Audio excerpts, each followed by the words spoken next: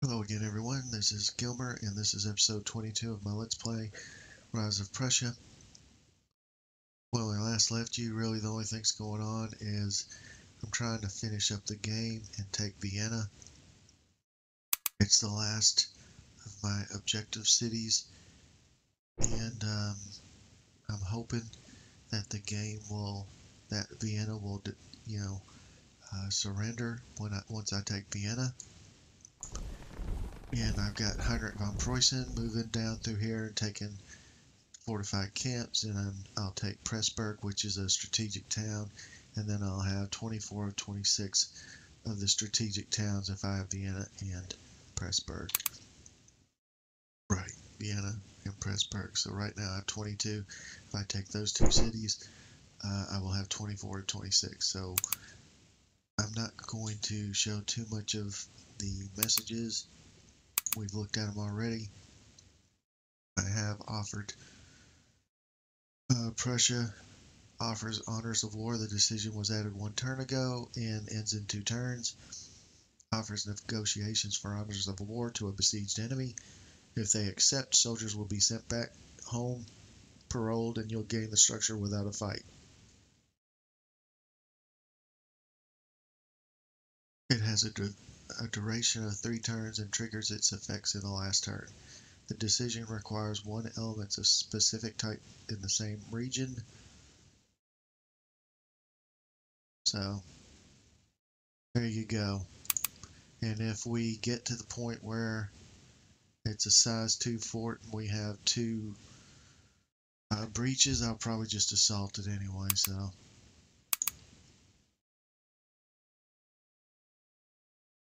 And I have not even looked to see what the size of the forces are inside of Vienna.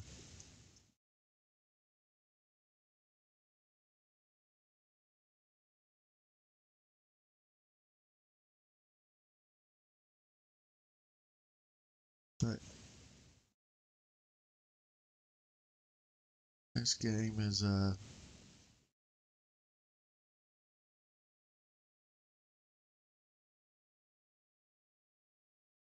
this game should be getting to the point where it's over.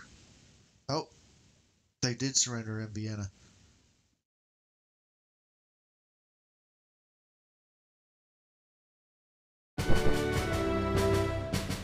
Victory. Victory is ours. The national morale of the enemy has been shattered, and we have won a glorious victory. Congratulations, sir. Your score 5497, your opponent's score 1175. Very, very, very gratifying. As I've said before, I've never gotten past the first year as Prussia, even on easier settings than I've had. And so, this really, I'm really excited about this one, to be honest with you. Kind of sad to see it over, but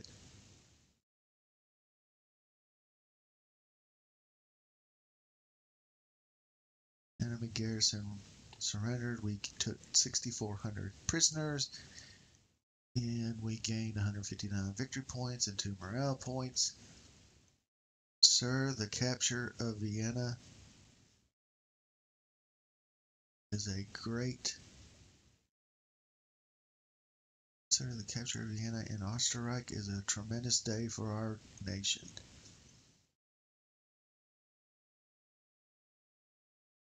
So yeah, like I said, I'm doing these Let's Plays to show age odds titles and show, people what they look like. I think this was one of their forgotten gems. Not very many Let's Plays of Rise of Prussia. I think there's a German one and maybe one other. But I think for English speaking people and people who, who are, even if it's not their first language, people who can speak English, this is, you know, almost a standalone on YouTube. And if you're interested in these types of games, this is definitely one that you should check out. It's on Steam, and you can also buy it at AGOD. Um, if you just type in AGEOD store or forums into Google or any other search engine, it'll pull up the AGOD websites, and you can go there and buy it from them directly. If you buy it from AGOD directly, I think they give you a Steam key so that you can have it DRM free, and also you can have it on Steam if you like it that way, which is DRM. But a lot of people like Steam, and so a lot of people won't buy a game unless it's on Steam. But so you can get it on Steam, but it goes on sale a lot, and I think you can get it for about $12, $12.99, something like that, US dollars. So it's not anything that if you buy it and then decide you don't really like it after a while, that you're out that much money. But as I said, this Let's Play shows you exactly what you're getting if you buy it, and the kinds of turns and the kinds of decisions you have to make and the kinds of battles you'll see in this type of war game. It's I like these games. I think I showed a little frustration at times with some of the things that are going on. Some of it was my fault. Some of it I think was maybe a design flaw in the game, especially the Russians sitting out the war, because I've never seen that happen. I think that in every game I've ever seen, actually I've only ever really looked at AARs of two human opponents, and then the one time I played Austria, I brought the Russians over, but they ran out of supply, and they talked about it on the AGOD forums, and they said that they had fixed the supply problem for the Russians, but I don't know that they have, because if they had, the Russians probably would have attacked. But even so, it is a nice entry level game, I guess, to the AGOD type titles, because it's, especially if you play the Austrians, there are not a huge amount of decisions or a huge amount of formations that you have to give turns to give movement orders to every turn. But obviously, if you play the Prussian side, it's a little tougher strategy wise, because you're attacked on four fronts. You're attacked from the east, the west, the north, and the south, and you have to make certain decisions on what your priorities are going to be, so that you can face each challenge as it becomes pressing. So yeah, and honestly, I very much appreciate the people watching and the people commenting.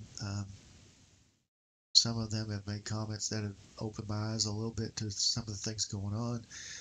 Others are just showing interest in the game, and I really do appreciate it. I know that I've had a few views of this game, and I'm sure more and more people will view it as the years go on. But if it just makes even 5 or 10 people think that they would like AGOD titles, I think that I've accomplished what I was setting out to do.